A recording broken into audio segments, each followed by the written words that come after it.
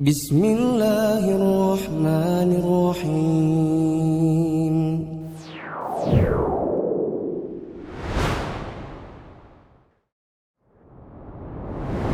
Bismillahirrahmanirrahim. Assalamualaikum warahmatullahi wabarakatuh. Alhamdulillahirabbil alamin wassalatu wassalamu ala asyrafil anbiya'i wal mursalin wa ala alihi wa ashabihi ajma'in. Teman-teman yang dirahmati Allah, para pemirsa Mufid TV Official, terkhusus para mahasantri dan mahasantriwati di Mufid Islamic Academy, kita lanjutkan kembali penjelasan 3 landasan utama atau syarah al-usul ats-tsalatsah, dan sekarang kita masuk dalam risalah yang ketiga, inti ajaran agama Nabi Ibrahim alaihissalam. Risalah ketiga, inti ajaran agama Nabi Ibrahim alaihissalam. I'lam arsyadakallahu li ta'atih annal hanifiyyata millata Ibrahim an ta'budallaha wahdahu mukhlishan lahuddin. Wa bidzalika amara Allahu jami'an nasi wa khalaqahum laha kama qala ta'ala. Ketahui pula, semoga Allah senantiasa memberimu petunjuk dalam menjalankan ketaatan kepadanya, bahwa Al-Hanifiyah, agama Nabi Ibrahim, mengajarkan agar engkau menyembah Allah semata dengan mengikhlaskan agamamu hanya untuk Dia saja. Itulah yang Allah perintahkan kepada seluruh manusia untuk menjalankannya, dan untuk tujuan itu pula Dia menciptakan mereka. Hal ini sebagaimana yang Allah Ta'ala firmankan, وَمَا خَلَقْتُ الْجِنَّ وَالْإِنسَ إِلَّا لِيَعْبُدُونَ. dan aku tidak menciptakan jin dan manusia, melainkan supaya mereka mengabdi atau menyembah kepadaku. Quran Surah Az-Zariyat ayat 56. وَمَعْنَى يَعْبُدُونَ يُوَحِّدُونَ. Makna ya'budun atau menyembahku dalam ayat tersebut adalah mengesahkan atau mentauhidkan aku. Teman-teman yang dirahmati Allah, Syekh Shalih bin Fauzan dalam syarah beliau mengatakan, Nabi Ibrahim alaihissalam yang disebutkan dalam matan tadi dijuluki bapak para nabi, karena semua nabi yang datang setelah beliau adalah keturunan beliau, baik dari jalur Nabi Ishak maupun Nabi Ismail. Adapun Nabi Muhammad SAW adalah keturunan Nabi Ibrahim dari jalur Nabi Ismail alaihi wassalatu wassalam. Al-Hanifiyah yang disebutkan dalam pembacaan matan tadi adalah agama Nabi Ibrahim. Akan tetapi agama Al-Hanifiyah ini sebenarnya sama dasarnya dengan agama Islam yang kita anut sekarang, dikarenakan dasar ajarannya adalah sama-sama mentauhidkan Allah dan sama-sama menjauhkan manusia dari kemusyrikan. Allah Subhanahu wa taala berfirman, "Ma kana Ibrahimu Yahudiyya wala Nasraniyyan, walakin kana hanifan musliman wa ma kana minal musyrikin." Ibrahim bukanlah seorang Yahudi, bukan seorang Nasrani, tetapi seorang yang hanif lagi berserah diri dan tidak termasuk golongan yang musyrik. Ini menunjukkan bahwa Nabi Ibrahim alaihissalam adalah seorang yang mentauhidkan Allah dan tidak termasuk orang yang musyrik, dan berarti sama dengan Nabi Muhammad SAW. Yang diajarkan dalam agama Nabi Ibrahim ini adalah agar kita menyembah Allah semata dan mengikhlaskan agamanya untuk Dia. Ini menunjukkan bahwa siapapun yang ingin menyembah Allah, maka dia harus mengikhlaskan agama itu untuk Allah semata, dan siapa yang melaksanakan sebaliknya, yaitu beragama, beribadah, tapi juga menyembah yang selain Allah, maka ibadahnya tidak akan bernilai apapun.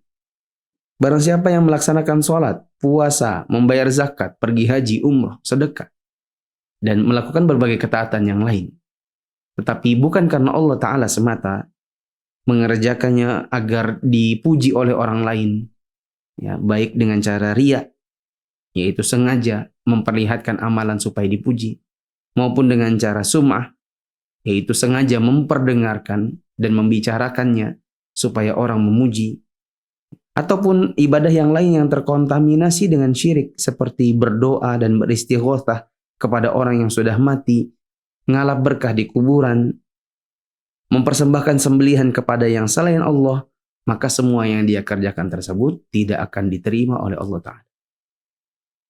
Dalil dari ini semua adalah firman Allah Ta'ala, وَمَا خَلَقَتُ الْجِنَّ وَالْإِنسَ إِلَّا لِيَعْبُدُونَ, dan aku tidaklah menciptakan jin dan manusia kecuali untuk menyembah aku semata. Dan ya'budun yang dimaksudkan dalam ayat ini artinya yuwahhidun. Menyembah di sini artinya mentauhidkan Allah. Wa a'zamu ma amara Allah bihi at-tauhid wa huwa ifradullah bil ibadati, wa a'zamu ma naha anhu asyirku wa huwa da'watu ghairihi ma'ahu. Wad dalilu qauluhu ta'ala, perkara teragung yang Allah perintahkan adalah tauhid, yaitu mengesahkan Allah dalam peribadatan.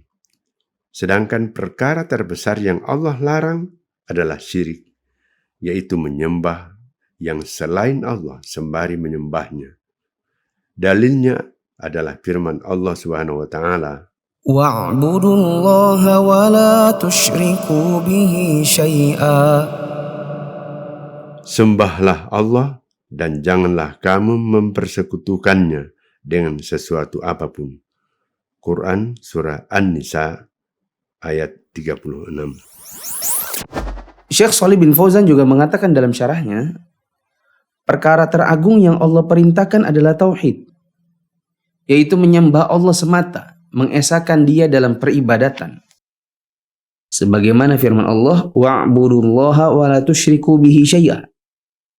Sembahlah Allah dan janganlah kamu mempersekutukan Dia dengan sesuatu apapun. Ayat ini kalau kita baca lengkap disebut dengan ayat 10 hak. Dan hak yang pertama yang disebutkan dalam ayat ini adalah hak Allah, yaitu hak Dia untuk kita tauhidkan dan tidak menyekutukannya dengan sesuatu apapun. Sedangkan perkara terbesar yang Allah larang berarti lawannya tauhid ini, yaitu syirik. Yaitu seseorang menyembah yang selain Allah meskipun menyambi, sembari menyembah Allah juga. Jadi menyembah Allah tetapi juga menyembah yang selain Allah. Dan syirik ini merupakan dosa yang terbesar. Lebih besar tingkatan dosanya daripada memakan riba, berzina, mencuri, minum khamr, berjudi, dan lain-lain.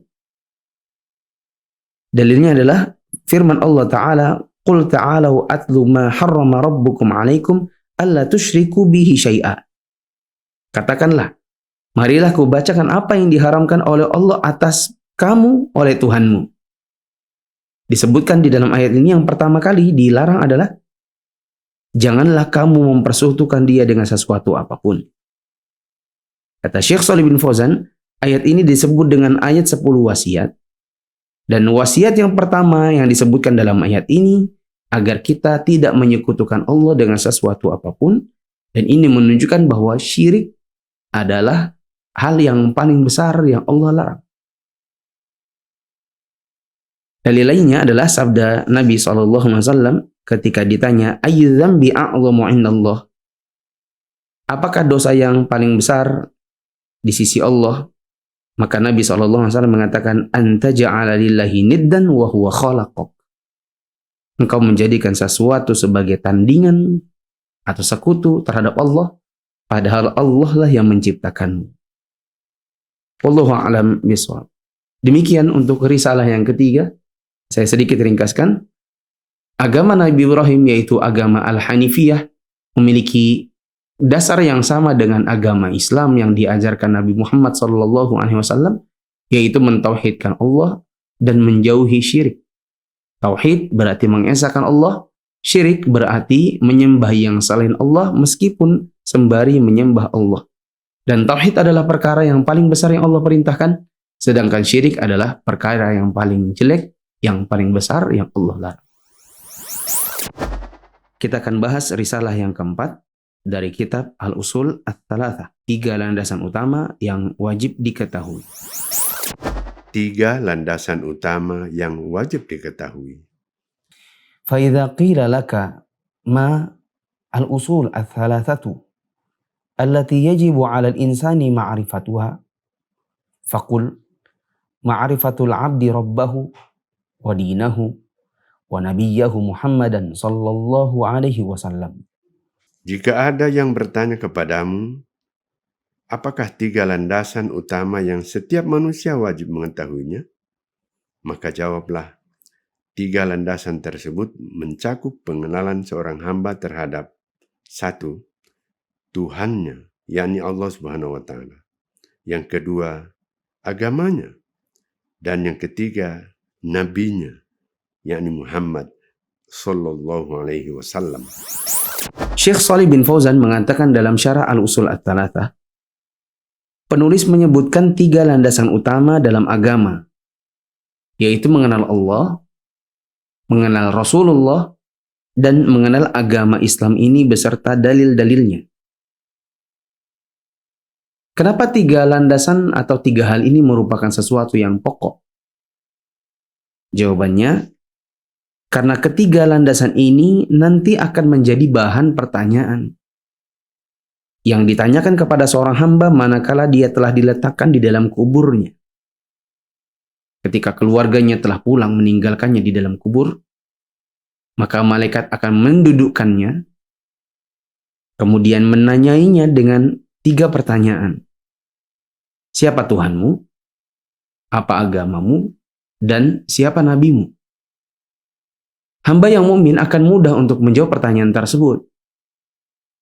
Allah bantu, Allah ringankan, karena dia tahu bahwa 3 landasan utama yang harus diketahuinya adalah yang sudah disebutkan tadi. Mengenal Allah, mengenal agama Islam, mengenal Rasulullah. Sehingga ketika ditanya, siapa Tuhanmu? Maka dia akan jawab, Tuhanku Allah. Ketika ditanya, apa agamamu? Maka dia jawab, agamaku Islam. Ketika ditanya, siapa nabimu? Maka dia mudah untuk menjawab, Nabiku adalah Muhammad sallallahu alaihi wasallam. Karena dia menjawab dengan benar, maka dibukakan baginya pintu surga. Diluaskan kuburnya sejauh mata memandang. Bertiup untuknya angin yang membawa aroma surga. Diperlihatkan kepadanya tempatnya di surga. Lalu dia berkata, ya Allah, cepat datangkan kiamat. Sebaliknya untuk hamba yang kafir atau yang munafik, yang dia tidak menampakkan dirinya bahwa sebenarnya dia tidak beriman, ketika ditanya dengan pertanyaan yang sama, mereka hanya bisa menjawab, nggak tahu. Tidak mampu lisannya untuk mengucapkan Allah, Islam, Muhammad. Nah, karena mereka tidak mampu untuk menjawab pertanyaan ini, maka dibukakan bagi mereka pintu neraka. Disempitkan kuburnya hingga tulang belulangnya saling bersilangan. Bertiup untuknya angin yang membawa bau api neraka dan panasnya. Diperlihatkan kepadanya tempatnya di neraka. Sampai dia berkata, ya Allah, jangan datangkan kiamat. Nah, karena penting untuk kita mengetahui 3 hal pokok ini, maka kita harus mempelajarinya, berakidah dengannya, meyakininya selama hayat masih di kandung badan. Tujuannya supaya Allah mudahkan bagi kita untuk menjawab pertanyaan di dalam alam kubur nanti dengan jawaban yang sesuai dengan apa yang kita pelajari ini. Saya sering mengatakan, pertanyaan di dalam kubur itu tidak bisa dengan hafalan, tetapi dengan kedekatan kita kepada yang menjadi jawaban. Allah Subhanahu wa Ta'ala berfirman, "Yuthabbitullahu alladhina amanu bil qawli tsabiti fil hayatid dunya wa fil akhirah, wa yudhillullahu adh-dhalimin wa yaf'alullahu ma yasha'." Allah meneguhkan iman orang-orang yang beriman dengan ucapan yang teguh. Kemudahan untuk menjawab pertanyaan dalam kubur, di dalam kehidupan di dunia dan di akhirat. Dan Allah menyesatkan orang-orang yang zalim, dan Allah berbuat apa yang Dia kehendaki. Surat Ibrahim ayat 27. Sekarang kita akan detailkan landasan yang pertama, yaitu mengenal Rabb Allah Subhanahu wa Ta'ala. Landasan pertama, mengenal Rabb, yakni Allah Subhanahu wa Ta'ala. Al-aslul awwal, ma'rifatul Rabbi. Landasan pertama, mengenal Rabb, yakni Allah Subhanahu wa Ta'ala. فإذا قيل لك من ربك فقل ربي الله الذي رباني ورب جميع العالمين بنعمه وهو معبودي ليس لي معبود سواه. Jika ada yang bertanya kepadamu, siapa Tuhanmu? Maka katakanlah kepadanya, Tuhanku adalah Allah, yang telah memelihara dan melimpahkan nikmat-Nya kepadaku dan kepada seluruh manusia. Dialah yang aku sembah dan aku tidak punya sesembahan selain Dia. والدليل قوله تعالى Dalilnya adalah firman Allah Ta'ala, الحمد لله رب العالمين. segala puji bagi Allah, Tuhan semesta alam. Quran Surah Al-Fatihah ayat 2. وكل ما سوى الله عالم وأنا واحد من ذلك العالم. Katakanlah pula, segala hal yang selain Allah adalah makhluk atau alam semesta, dan aku adalah salah satu bagian dari makhluk itu. Syekh Shalih bin Fauzan Al-Fauzan mengatakan dalam syarahnya, jika ada yang bertanya kepadamu, siapa Tuhanmu? Maka jawablah dengan kokoh dan mantap, Tuhanku Allah.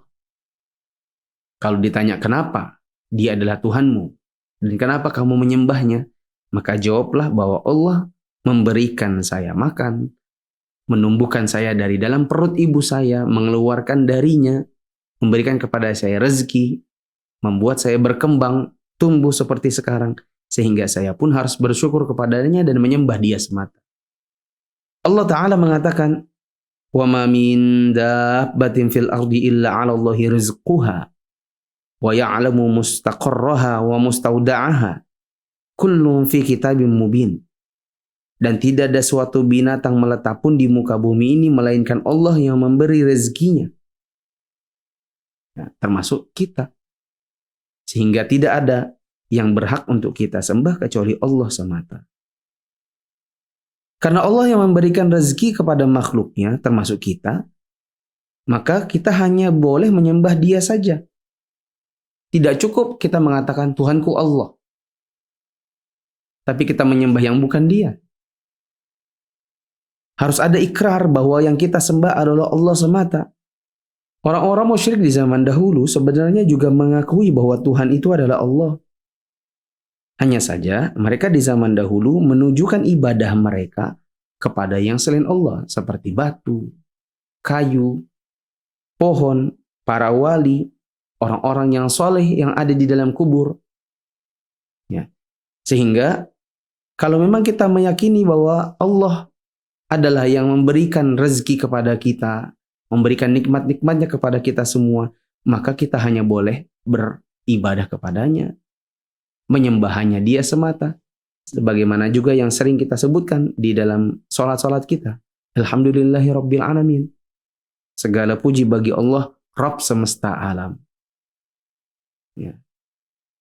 Karena Allah adalah Tuhan semesta alam yang mencakup malaikat, benda mati, hewan, tumbuhan, daratan, lautan, dan semua makhluk adalah ciptaannya. Berarti ketika ada yang ditanya tentang siapa Tuhannya, maka dia harus menjawab, Allah adalah Tuhan saya, sedangkan saya adalah makhluknya. Begitu juga bebatuan, pohon, gunung, bahkan orang-orang yang lain itu semua hanyalah hamba. Wallahu a'lam bishawab. Teman-teman yang dirahmati Allah, kalau ada yang bertanya kepada kita, bagaimana caranya engkau tahu tentang Tuhanmu? Maka berikut ini jawabannya. فَإِذَا قِيلَ لَكَ بِمَا عَرَفْتَ رَبَّكَ فَقُلْ بِآيَاتِهِ وَمَخْلُوقَاتِهِ وَمِنْ آيَاتِهِ اللَّيْلُ وَالنَّهَارُ وَالشَّمْسُ وَالْقَمَرُ وَمِنْ مَخْلُوقَاتِهِ السَّمَاوَاتُ السَّبْعُ وَالْأَرْضُونَ السَّبْعُ وَمَنْ فِيهِنَّ وَمَا بَيْنَهُمَا. Jika ada orang bertanya kepadamu, bagaimana caranya engkau mengetahui Tuhanmu? Maka katakanlah kepadanya, melalui tanda-tanda kebesarannya dan makhluk-makhluknya. Di antara tanda kebesarannya adalah adanya malam dan siang, serta matahari dan bulan. Dan di antara makhluknya adalah 7 lapis langit dan 7 lapis bumi, serta seluruh makhluk yang ada pada keduanya, ataupun di antara keduanya. والدليل قوله تعالى Dalilnya adalah firman Allah Ta'ala, ومن آياته الليل والنهار والشمس والقمر لا تسجدوا للشمس ولا للقمر واسجدوا لله الذي خلقهن إن كنتم إياه تعبدون. dan di antara tanda-tanda kekuasaannya ialah malam, siang, matahari dan bulan. Janganlah sembah matahari maupun bulan, tetapi sembahlah Allah yang menciptakannya, jika dialah yang kamu hendak sembah. Quran Surah Fussilat ayat 37. وقوله تعالى Dalilnya adalah firman Allah Ta'ala, إن ربكم الله الذي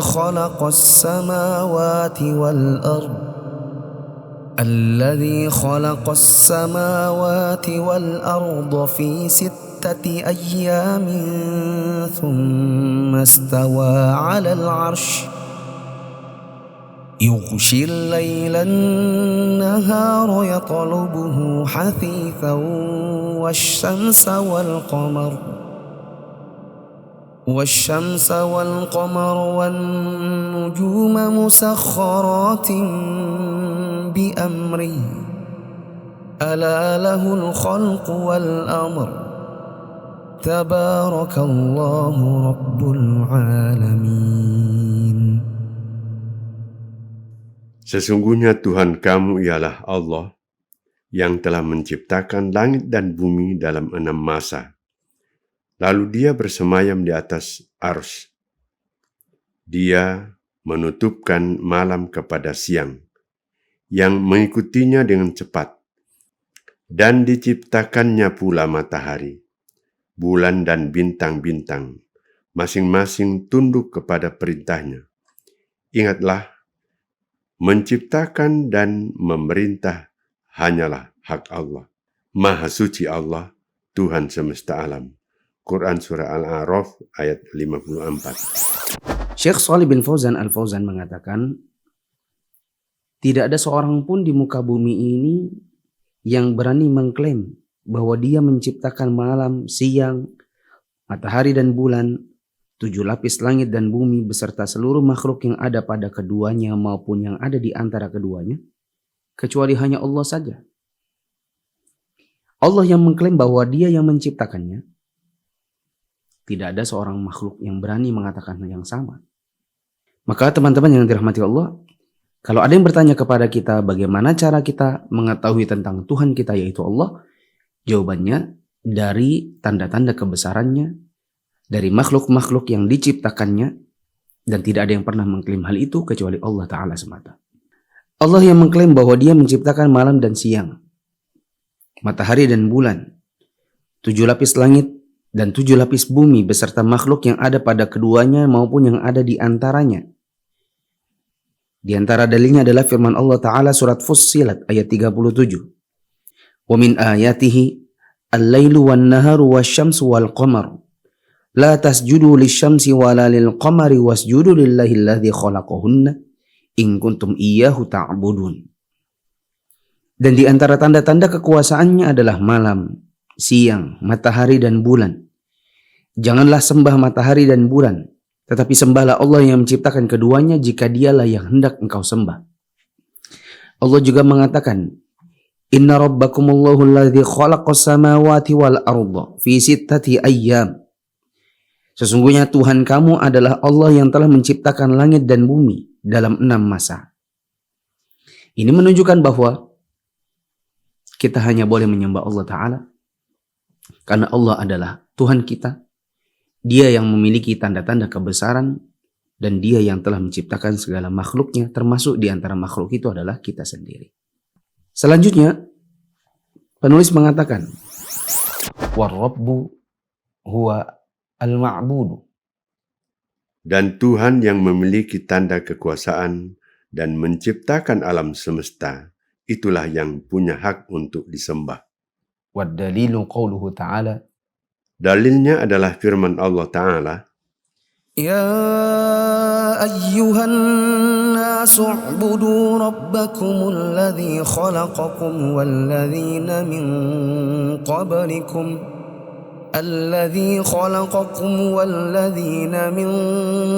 قبلكم لعلكم تتقون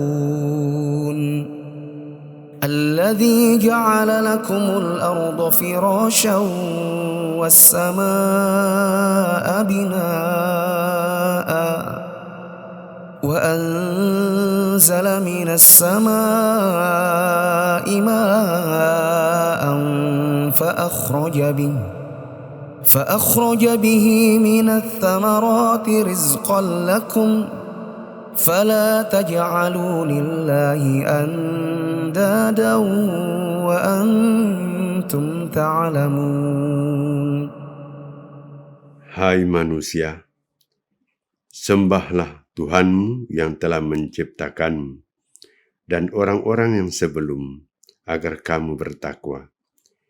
Dialah yang menjadikan bumi sebagai hamparan bagimu dan langit sebagai atap, dan dia pula menurunkan air atau hujan dari langit.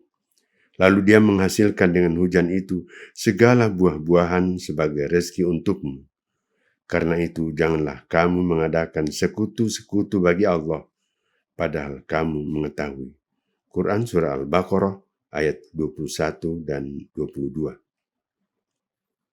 Qala Ibnu Katsirin rahimahullahu ta'ala, al-khaliqu li hadhihi al-asya'i huwa al-mustahiqqu lil-ibadati. Ibnu Katsir rahimahullah berkata dalam kitab tafsirnya, zat yang menciptakan semua hal yang disebutkan dalam ayat tersebut adalah zat yang memiliki hak untuk disembah atau diibadahi. Syekh Shalih bin Fauzan mengatakan Allah adalah Tuhan kita karena dia yang memiliki tanda kekuasaan dan menciptakan alam semesta. Hanya saja, sekadar mengakui hal itu tidak cukup. Harus dibarengi dengan sebuah penyembahan, peribadatan yang kita berikan kepada Allah Ta'ala semata, dan kita tidak menyekutukannya dengan sesuatu apapun.